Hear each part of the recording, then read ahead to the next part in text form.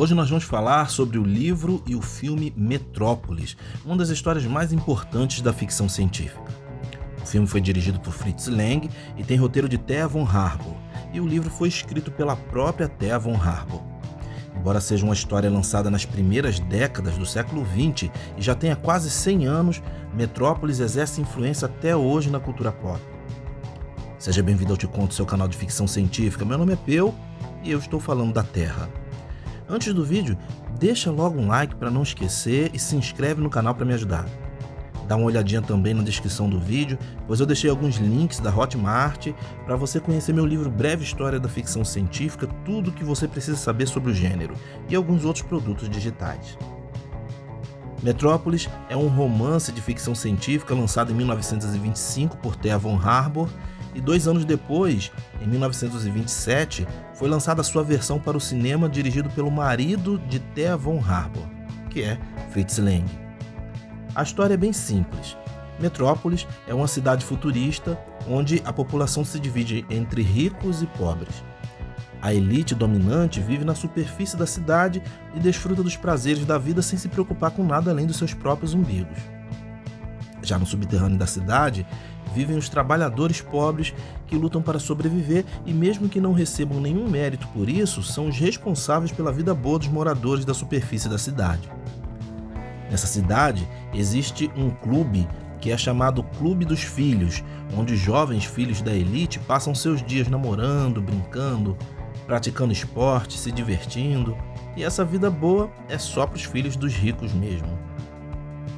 Num belo dia, uma jovem pobre chamada Maria, junto com um monte de crianças pobres, invade o Clube dos Filhos para mostrar para as crianças como os jovens ricos vivem. O filho do governante máximo de Metrópolis, Freder, vê a garota e se apaixona por ela e por seu discurso de igualdade entre as classes sociais. Freder vai atrás de Maria e começa a conhecer melhor as condições degradantes às quais os trabalhadores são submetidos e acaba se tornando, junto com Maria, o líder de uma revolução que visa dar condições melhores de vida para as pessoas mais pobres. Além de ter escrito o romance, Thea também foi roteirista do filme junto com seu marido Fritz Lang.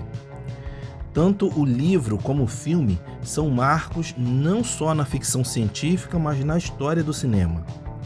Do ponto de vista objetivo, os valores artísticos e inovadores de Metrópolis fizeram dele, junto com O Gabinete do Dr. Caligari, O Homem que Ri e Nosferatu, uma obra-prima do chamado expressionismo alemão. O que é o expressionismo alemão? O cinema expressionista alemão foi um movimento artístico dos anos 1920 que defendia a premissa de que um filme se transforma em arte na medida em que suas imagens se afastam da realidade. Para que suas imagens se afastassem da realidade, era muito comum usarem cenários contorcidos, iluminação que fazia parecer que a cena foi retirada de um pesadelo e coisas do tipo. Essa interpretação particular acabou influenciando alguns dos mais relevantes cineastas alemães do início do século XX. Em vários momentos do filme Metrópolis, a gente consegue perceber traços claros que ligam o filme ao expressionismo alemão, mesmo que seja provavelmente o único filme de ficção científica do expressionismo alemão. O estúdio responsável por Metrópolis foi o UFA, estúdio que foi criado no decurso da Primeira Guerra Mundial por indicação do alto comando do governo alemão, com o objetivo de produzir filmes de propaganda e, simultaneamente, obras de arte que permitissem promover a imagem da Alemanha nos outros países da Europa e também no restante do mundo. Metrópolis é uma obra de extraordinária modernidade visual, mas que contrasta muito com o vergonhoso tradicionalismo no nível ideológico. Na história, as rígidas hierarquias presentes na cidade são quase como um sistema de castas e pretendem ser resolvidas apenas com um pouco de boa vontade. Tanto no filme como no livro, é repetida várias vezes a frase: entre o cérebro e a mão, o mediador é o coração. Isso significa um apelo à calma do trabalhador, quase um pedido para que o povo explorado não se revolte contra os seus patrões exploradores. Essa ideologia é de longe a pior coisa do filme. Meio que é um pedido para que os explorados perdoem e esqueçam toda a exploração que sofreram historicamente e que daquele momento em diante os exploradores vão deixar de explorar e tudo vai ser uma maravilha.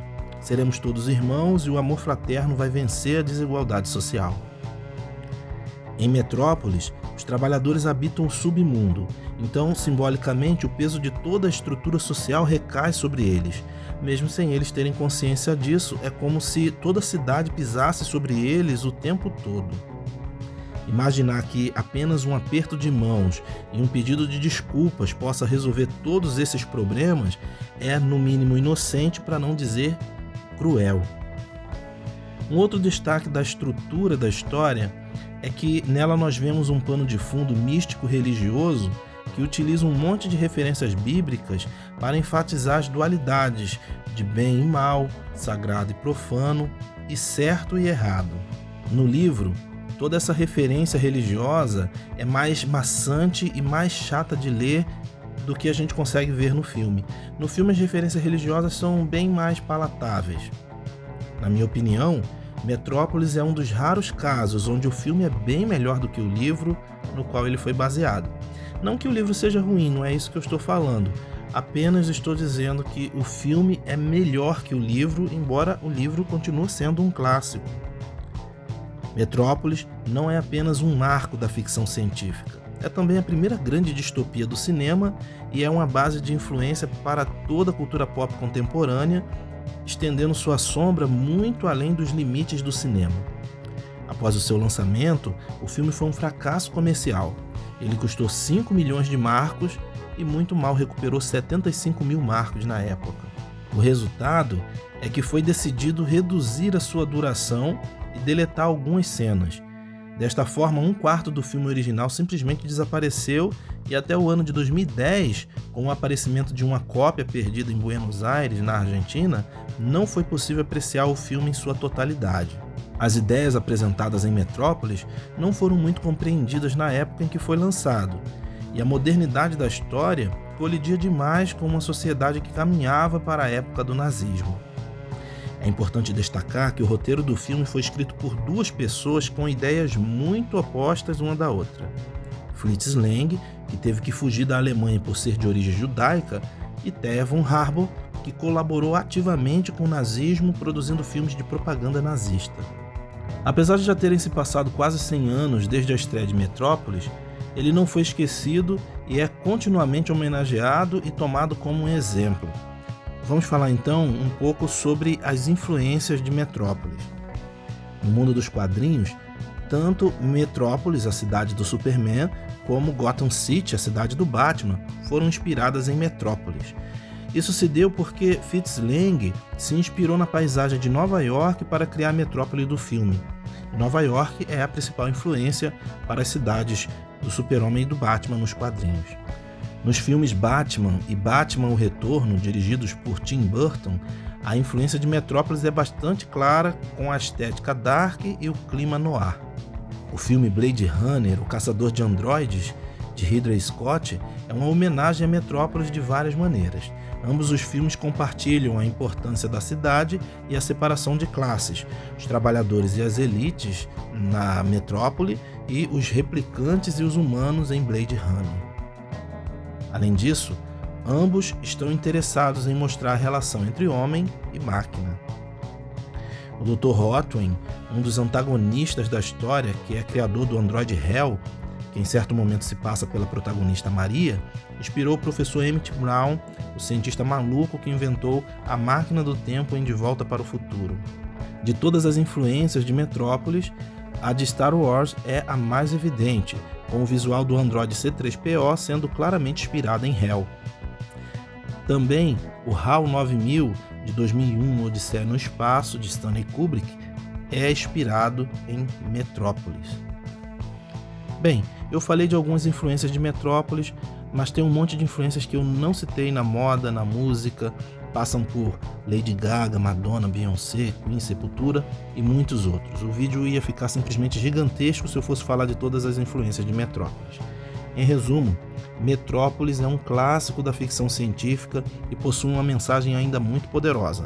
Vale a pena conhecer Metrópolis de Thea von Harbou e Fritz Lang, ele está completinho aqui no YouTube. Então fica a dica e eu fico por aqui.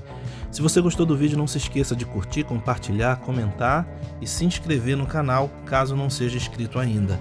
Também lembra de dar uma olhadinha na descrição do vídeo, pois eu deixei alguns links de alguns e-books da Hotmart para você conhecer.